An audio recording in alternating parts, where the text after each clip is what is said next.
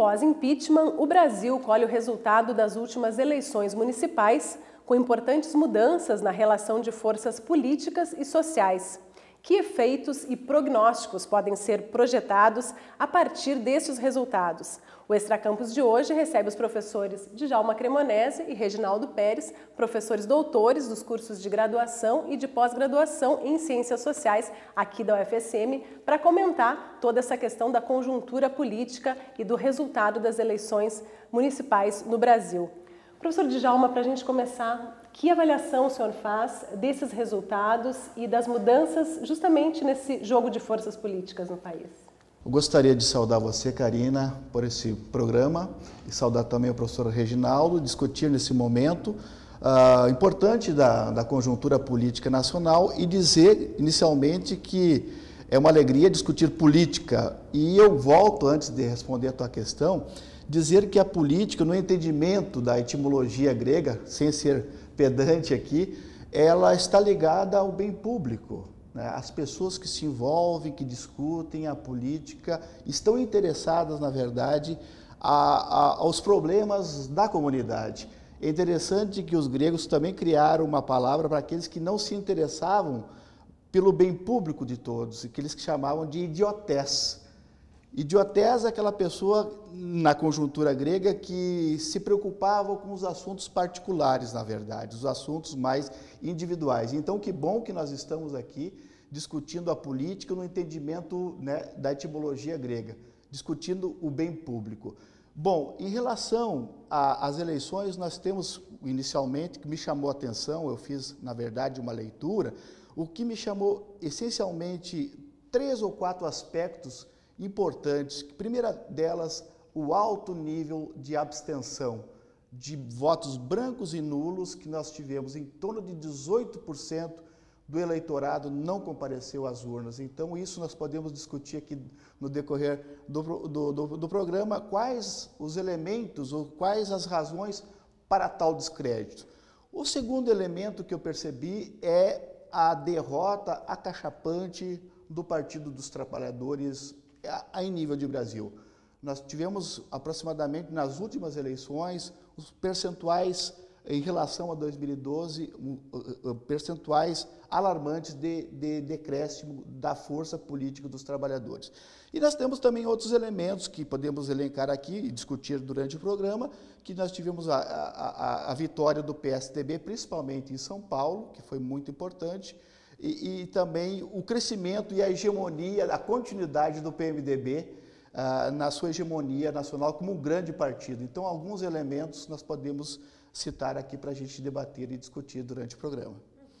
Professor Reginaldo, acho que de uma forma geral também, sua avaliação sobre o resultado das eleições municipais. Eu tenderia a concordar com o professor Djalma,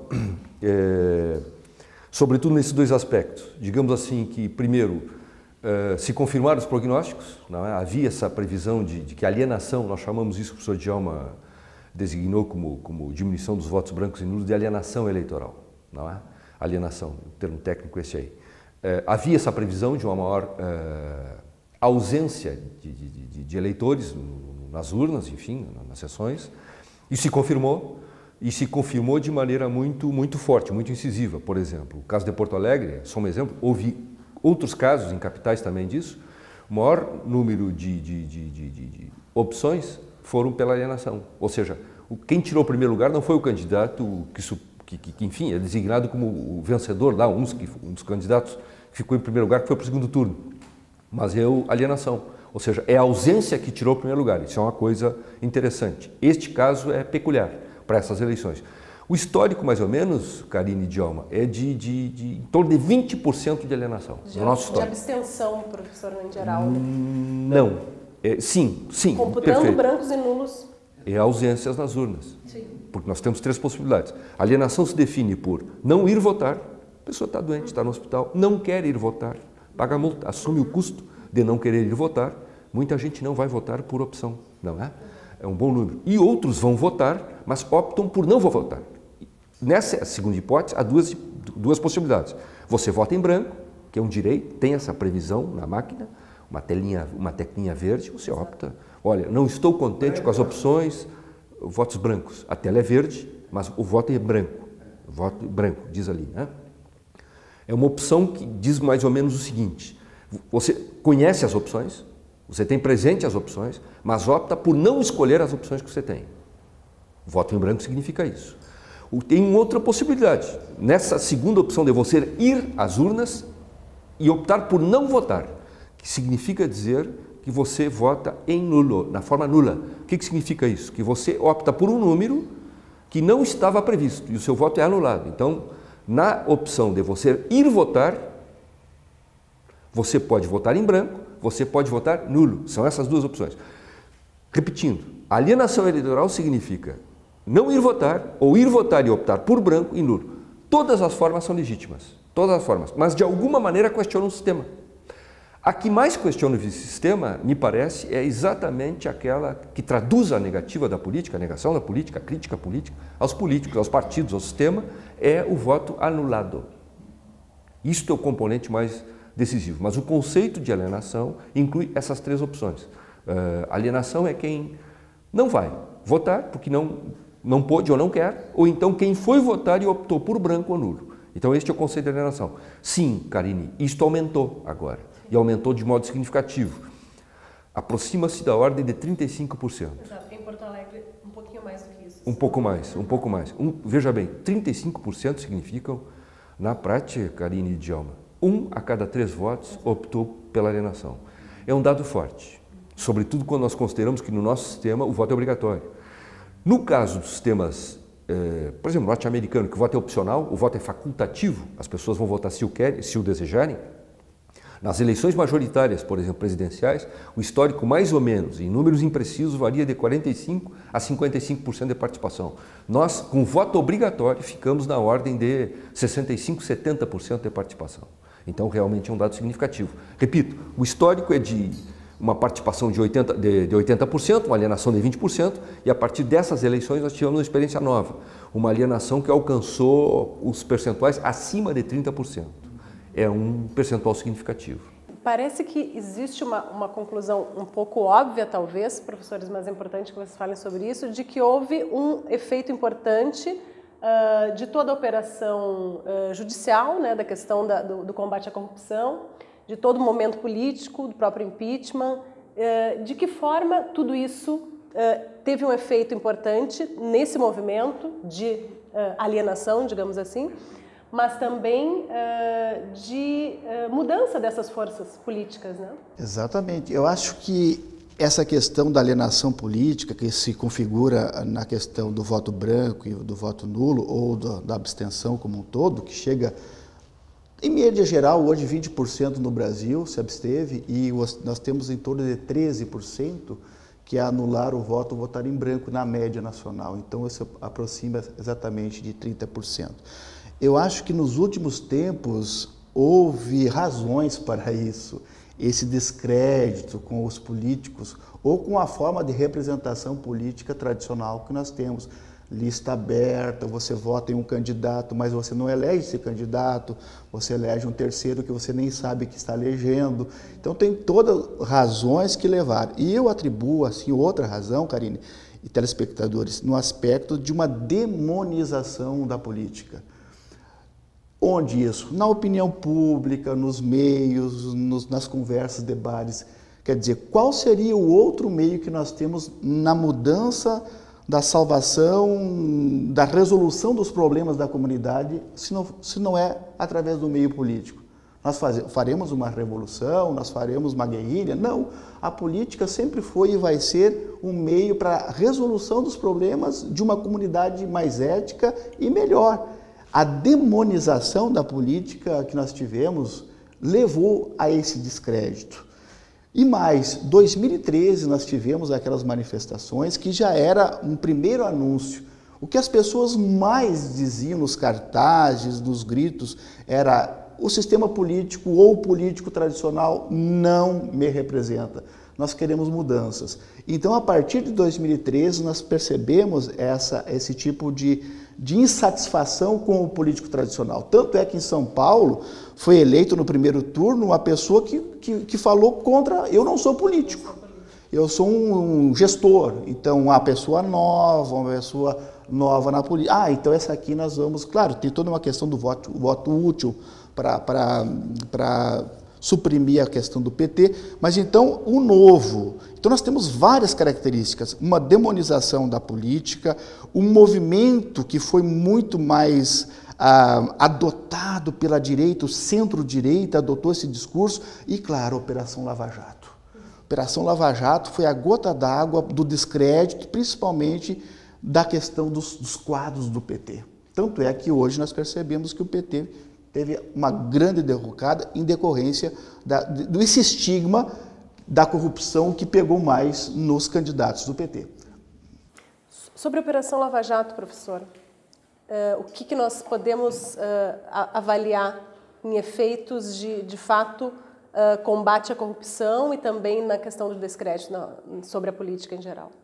Não, eu concordo com o Djalma, as coisas estão relacionadas assim, né? Eu creio que sim. Há que se cotejar também o seguinte, Karine, talvez haja motivos substantivos que não somente alcançam o PT, mas alcançam outros partidos, não é? Os partidos da base do governo anterior, que são quase os mesmos, a gente não se dá de conta disso, né? Da base do atual governo, né? Foram alcançados nisso. A gente cita muito o PT por força das circunstâncias e porque a mídia também cita sobremaneira o PT. Quanto a isso podemos conversar. No entanto, há outros partidos envolvidos e tragados pela Lava Jato. Eu vou citar dois. O PP é o partido cujos parlamentares, do ponto de vista proporcional, mais estão envolvidos, do ponto de vista numérico. Políticos. Sim, o PP... No Rio Grande do Sul, a maioria. Né? Por exemplo, Exato. quase todos. 5 de 6 deputados federais, 5 de 6. Comenta-se que o sexto não estaria envolvido porque não era deputado na legislatura anterior, mas isso fica em aberto. Apenas observo o seguinte, Karine, o caso do PMDB e sim também o PT. Então, o problema todo para a gente enfrentar isso aí, os chamados, a relação fato-versão, e talvez reclamar da versão enfrentar os fatos, não é?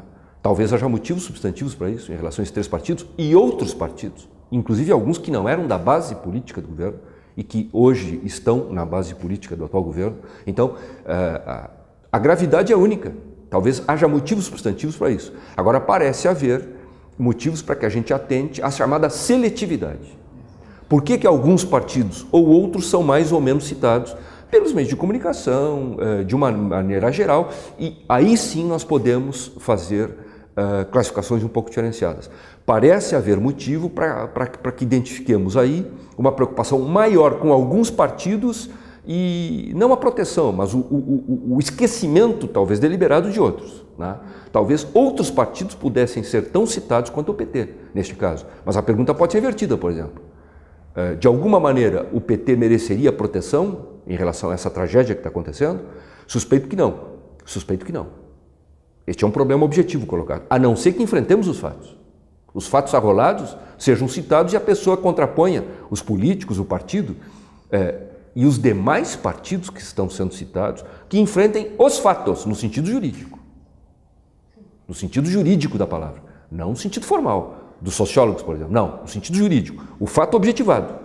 Se enfrentarmos os fatos, talvez isso pare, isso mude, mas há evidentes sinais de procedimentos sistêmicos nisso tudo. Ou seja, não é a Karine, não é o Djalma, não é o Reginaldo que estão participando, mas é um sistema que nos conduz a participar disso. Isso é outra questão que pode e deve ser enfrentada, né? Já que parece haver motivos sistêmicos para a participação de tanta gente que é inteligente, é bem preparada e certamente professa esses valores éticos que foram citados aí pelo professor Djalma, talvez sejam até professores de ética.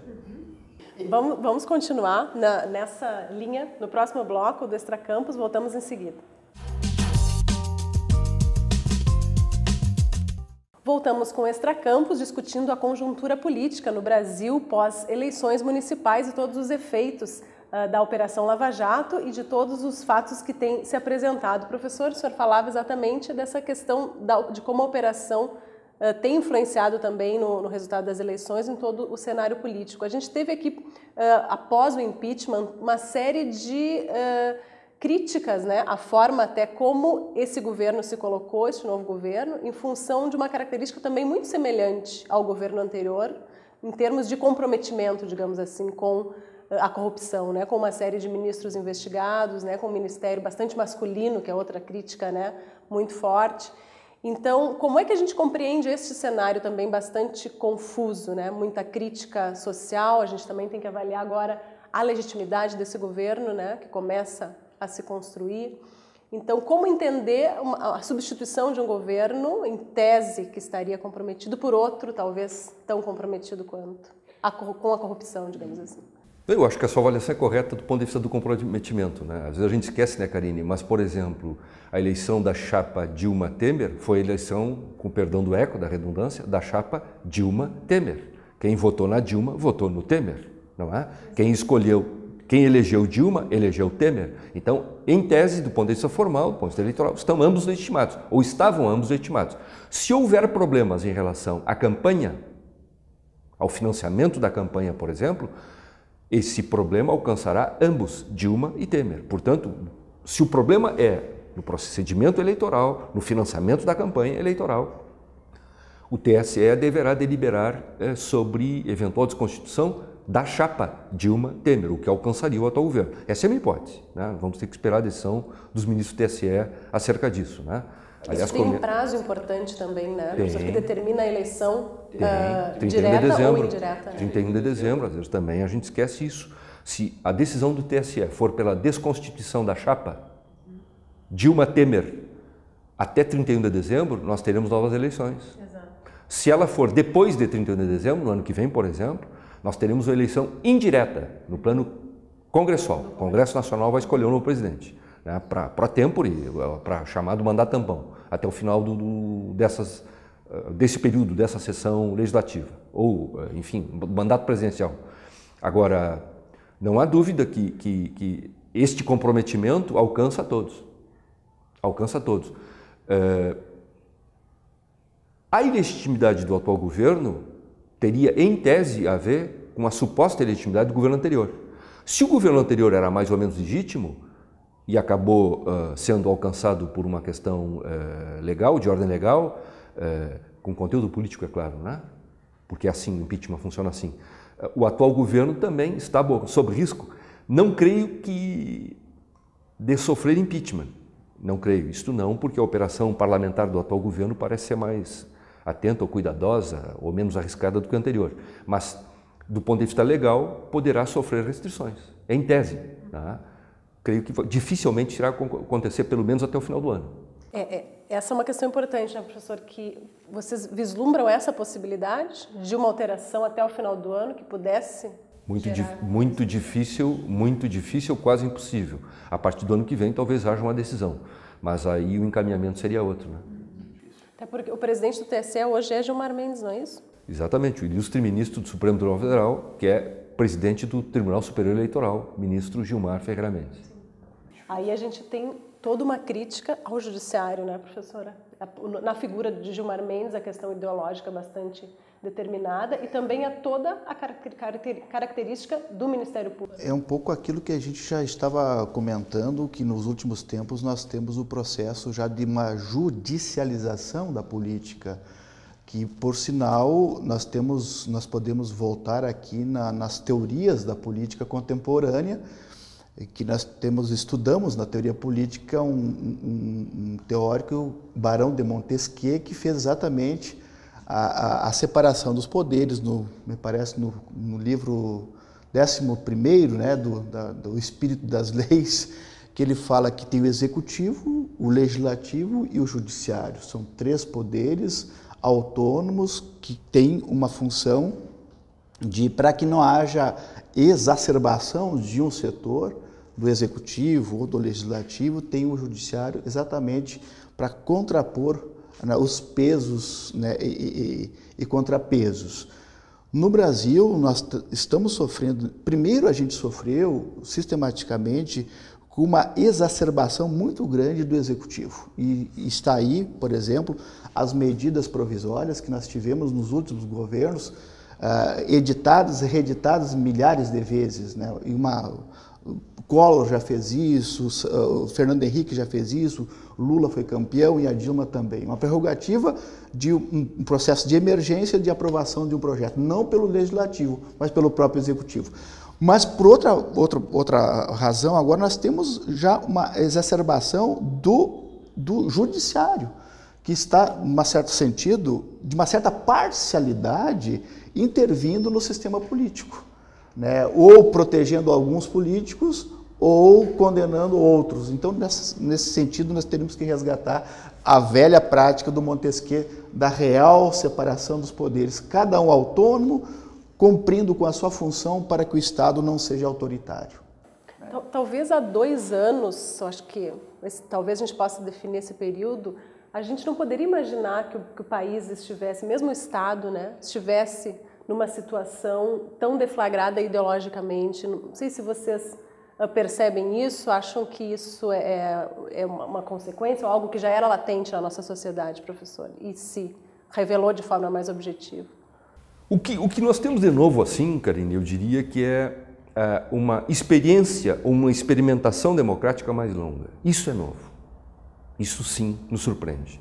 Por exemplo, é a primeira vez que a gente tem 31 anos de institucionalidade democrática continuada no Brasil. Em nenhum momento ou outro a gente teve isso. Então nós temos atores políticos funcionando de maneira aberta. Algumas consequências já conhecidas pela literatura, da pouca que eu conheço, né, sobre isso. Isto, por exemplo, produz o seguinte, atente bem, Karine. 1. Cansaço de linguagem, cansaço de discurso, repetição. 2. Tendência a atores incorporarem racionalidade de fins em suprimento de meios. Isso significa dizer o seguinte, que numa democracia continuada, tendencialmente, os partidos funcionam de modo semelhante, respeitadas diferenças valorativas, o que quer dizer ideológicas. Mas eles tendencialmente incorporam regras, otimizam custos e racionalizam procedimentos. Uma delas, um desses procedimentos é o seguinte: quem tem grana ou quem tem condições de obter grana leva vantagem. Nunca é dito de modo claro isso aí. Mas sim, isso é um dado objetivo da vida política. Quando você tem democracia competitiva continuada, rotinizada, quem tem sistemicamente condições de alavancar grana leva vantagem.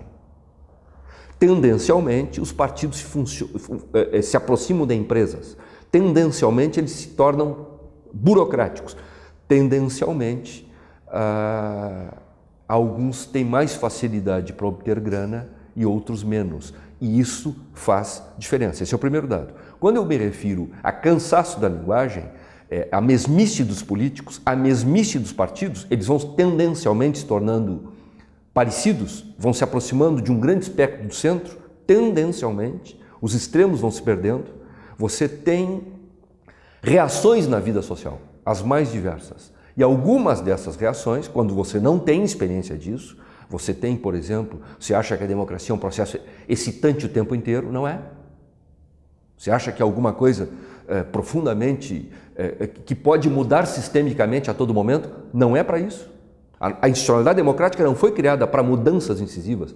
Ela foi, em boa medida, criada e inventada pelos europeus ocidentais e pelos americanos para manter as coisas, não para alterar as coisas. É que isso não é dito de modo claro, também não fica claro para as pessoas. Então, a cada eleição parece que nós vamos ter uma grande mudança. A coisa não foi feita assim. Esse é um quadro que conduz a uma reação da sociedade que gostaria, seja a direita ou o centro, de promover mudanças, as radicais, no sentido que gostaríamos. Mas a democracia não foi feita para isso. Ela tendencialmente não é isso. Ela não é isso, ela não funciona assim. Ela funciona diante de um esquema rotinizado, eu diria quase mecanizado, em que os atores vão se tornando crescentemente parecidos. Isto tem uma teoria que explica isso, a teoria schumpeteriana, muito dura, eu admito, conservadora, mas as coisas, e aí é que é o mais duro, as coisas são assim. E a sociedade que não tem experiência nisso, não experimentou essa dimensão, digamos, desidratada, desideologizada, despolitizada da democracia, reage não raro emocionalmente.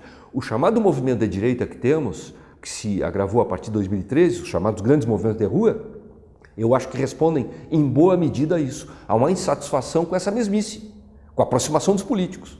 A impressão fortíssima, e talvez com alguma correção, né, de que é tudo igual, ou que pelo menos é muito parecido e que nada muda, não é? Mas crescentemente nós temos opções menos diferentes, mais semelhantes. E claro que isso é doloroso para quem quer mudanças a partir do seu feitio, do seu quadro ideológico, da sua quadratura valorativa. E claro que o que está aí nos desagrada, nos deixa perplexos, porque não satisfaz as nossas expectativas. Mas aí é uma questão de calibre, de dosagem, de modulagem, né? O que nós queremos da democracia, ela pode responder, ela pode solucionar, o que nos leva à preocupação do professor Djalma.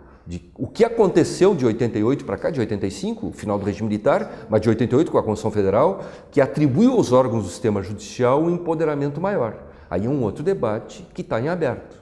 Isso sim, a literatura, a pouca que eu conheço, diz que é normal, vou forçar agora, é natural que o Poder Judiciário participe crescentemente numa democracia continuada, ou rotinizada, ou consolidada, segundo alguns cansada, não vem o caso, mas é natural. O que não é natural, o que não é muito natural, aí sim, é o poder, desculpe, o poder não, é o Ministério Público adquirir tantos poderes como nós tivemos no Brasil. Isto não é tão natural, isto é um caso excepcional, isto é algo a ser sobrelevado, porque o Ministério Público não é um partido político, mas funciona politicamente, é da natureza do Ministério Público. Ele tem as suas ações têm desdobramentos políticos, têm conteúdos políticos, têm reflexos políticos. E, é claro, tendo reflexos políticos, tem reflexos eleitorais. Professor, eu acho que em torno daquilo que o professor Djalma já falava também, me parece que há uma demanda, uma discussão em torno de uma possibilidade de reforma política, né? Essa é uma questão que aparece desde 2013 e que talvez seja agora uma grande reivindicação, né? Após todo o processo de impeachment. Mas isso é viável com o Congresso de hoje? Karina, eu acho que você tocou num ponto essencial daqui do nosso debate, que significa reforma política.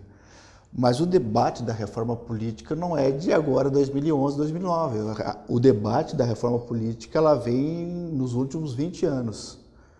Mas aí a gente pensa, que tipo de reforma política nós vamos fazer? Primeiro, a reforma política que nós estamos, ou que foi feita até agora, foi pensada assim entre os pares. Nós somos políticos, deputados, nós vamos pensar algo para nós mesmos. Aí eu duvido se nós vamos fazer algo, uma lei, que vai logo ali na frente nos punir. Então, reforma política, ela só vai existir real, essencial no Brasil, se você fizer uma conjugação de forças dos movimentos sociais, da sociedade civil organizada, dos sindicatos, das universidades, das igrejas e dos partidos políticos. O que é bom para o Brasil, não o que é bom para os partidos políticos. Aí nós teríamos uma real reforma política essencial, que passa por financiamento público de campanha, passa por lista fechada, lista aberta, passa por obrigatoriedade do voto, pelo voto distrital. Tudo isso que nós elencamos aqui deve ser colocado na mesa. Colocado na mesa para a população discutir o que é melhor para a população, para o eleitor. Senão nós vamos continuar reforma política mais 20 anos e ela não vai sair do papel. O senhor acabou de falar na questão da importância do financiamento, de como isso determina, né, a relação de forças. Mas também existe um preconceito bastante grande com o financiamento público das campanhas. Exato. E o que me garante que você, de repente, você tem financiamento público e não tenha também financiamento particular para a campanha? Então, são questões muito complicadas para a gente avaliar assim. Deveria ser um debate muito profundo. Específico. Exatamente. Vamos continuar falando também sobre a reforma política, mas sobre a questão local de Santa Maria, da eleição municipal, de como isso também reproduz essa dicotomia ideológica no próximo bloco do Extra Campus. Voltamos com o Extra Campus, discutindo a conjuntura política após as eleições municipais no Brasil. Nós viemos encaminhando aqui no final do segundo bloco a discussão também aqui para a questão local, né, professor? Para a questão da disputa na eleição municipal, que de certa forma reproduz essa dicotomia ideológica aí, né? Nós temos, e também, por outro lado, talvez um dos poucos municípios, né, no Brasil em que o PT tenha mantido alguma possibilidade de ainda de hegemonia ou de conquista eleitoral, digamos assim. Exatamente. A gente estava percebendo no início, a gente estava falando da grande derrota do PT em nível nacional. Essa é uma questão nova. Eu trouxe alguns dados aqui que, quem sabe, possa ajudar no debate. Por exemplo, 44%, quase a metade da representatividade das câmaras municipais o PT perdeu. Isso significa menos 2.272 vereadores. Prefeituras, 59% diminuição.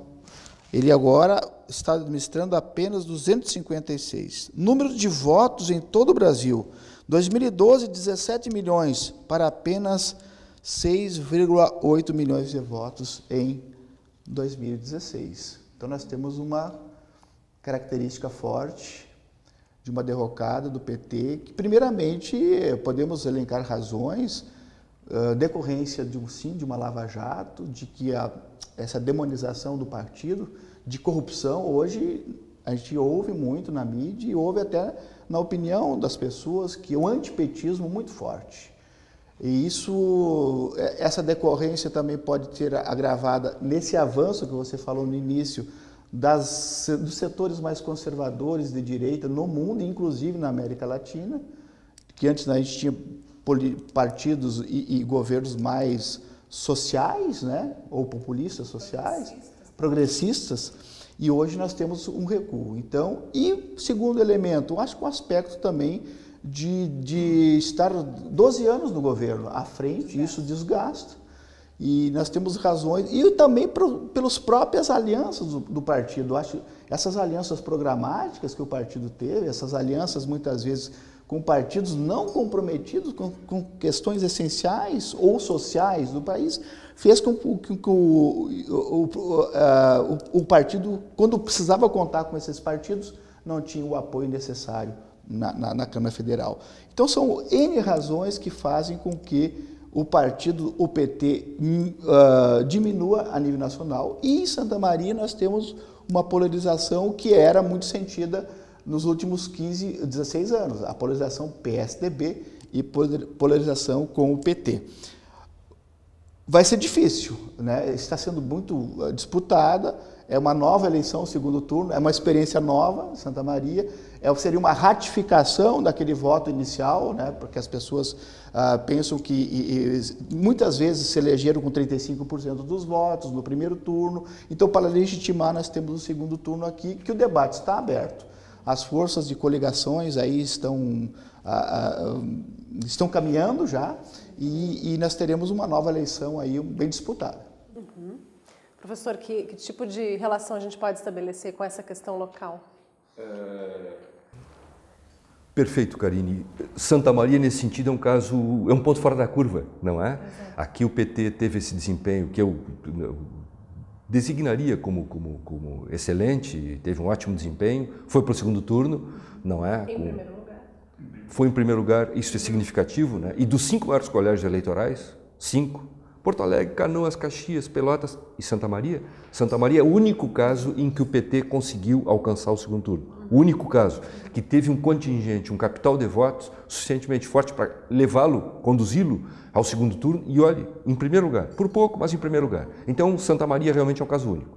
Mas eu gostaria de fazer uma breve observação a essa coisa observada pelo Djalma da chamada crise política, né, que se consolida e, sobretudo, recaindo sobre as costas da esquerda, em geral, e sobre o PT em particular, definindo ainda o partido como um partido da esquerda, o que pode ser questionado também, mas podemos atribuir que é um partido, ou era até bem pouco tempo um partido da esquerda, ou, na pior das hipóteses, é considerado um partido da esquerda, né? Embora isso possa ser discutido já com alguma força.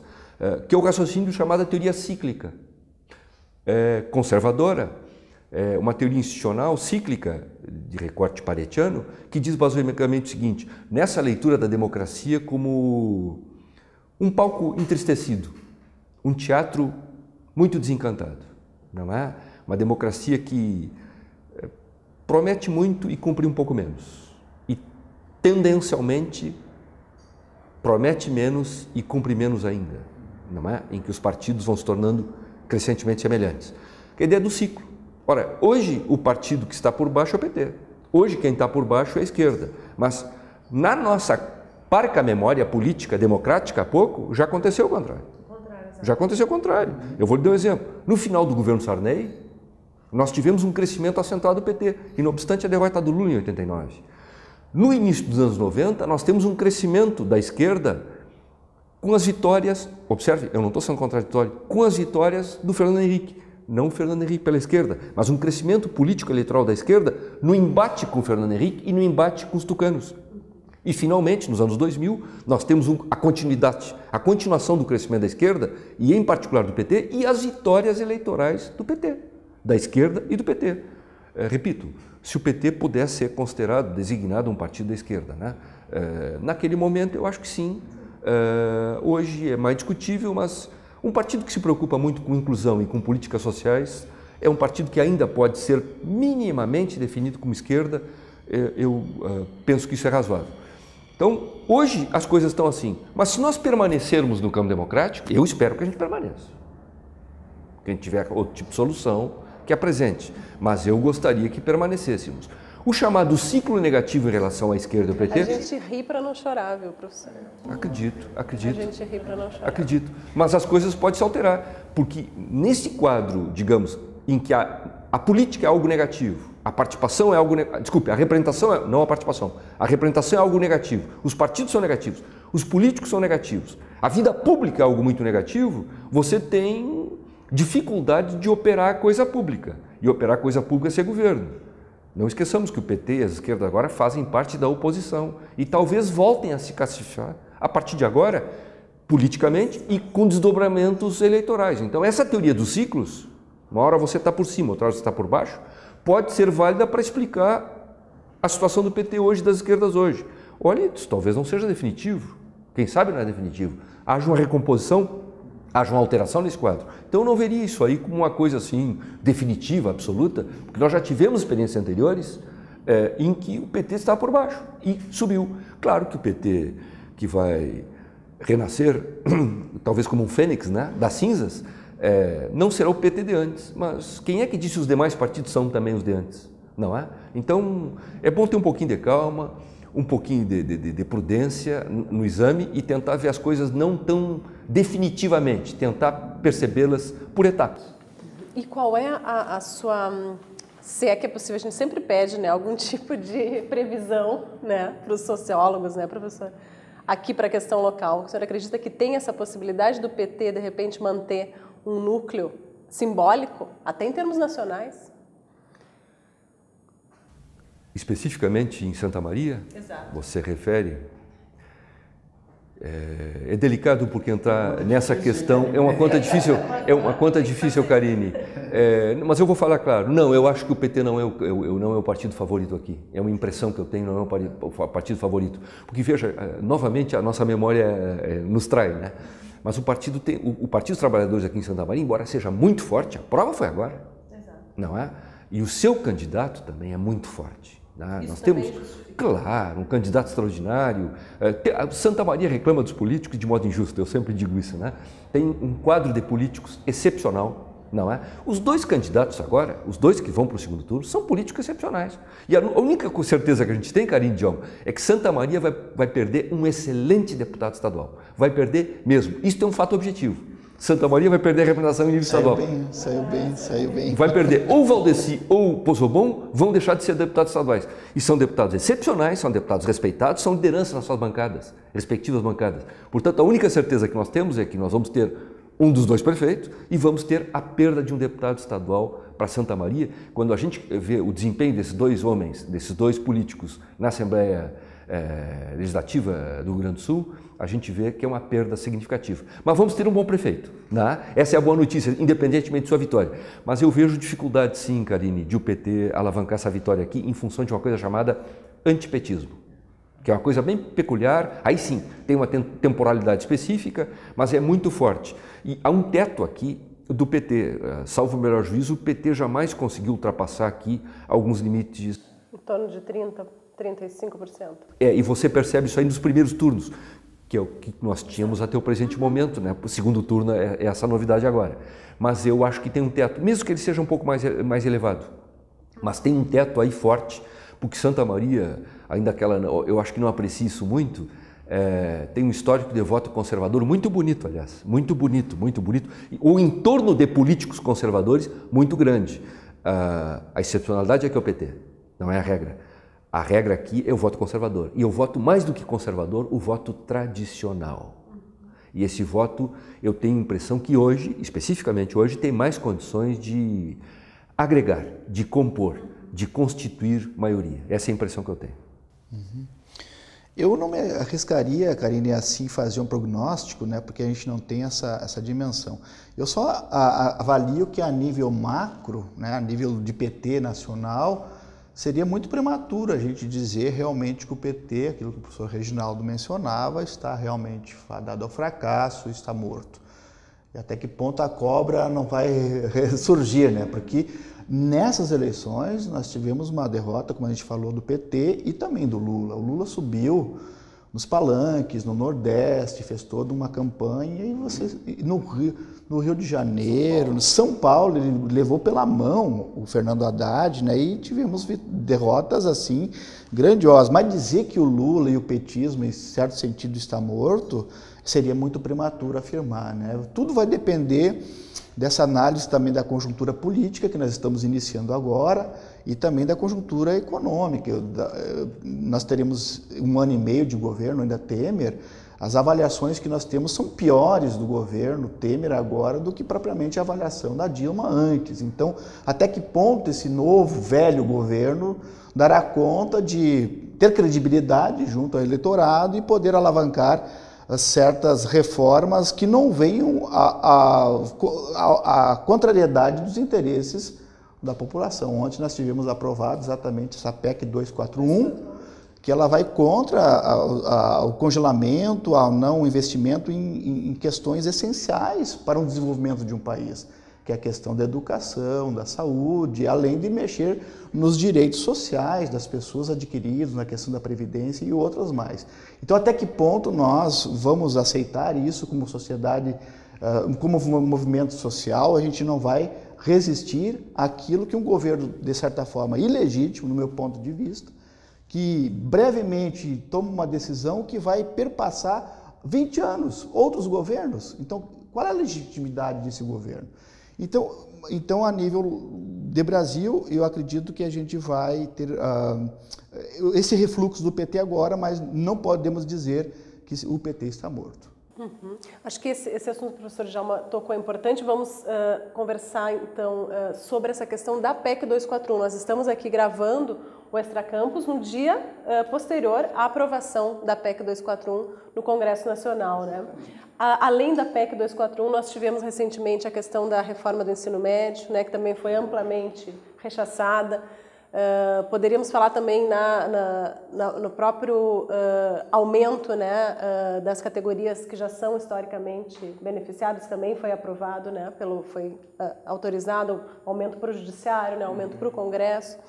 Professor, o que se pode esperar? Quer dizer, existe algum tipo de expectativa numa reação via movimentos sociais e, por outro lado, também, né, falando de um contexto que me diz respeito especificamente, que é o papel da mídia, né? Até que ponto o papel da mídia também vai colaborar para construir legitimidade para este governo?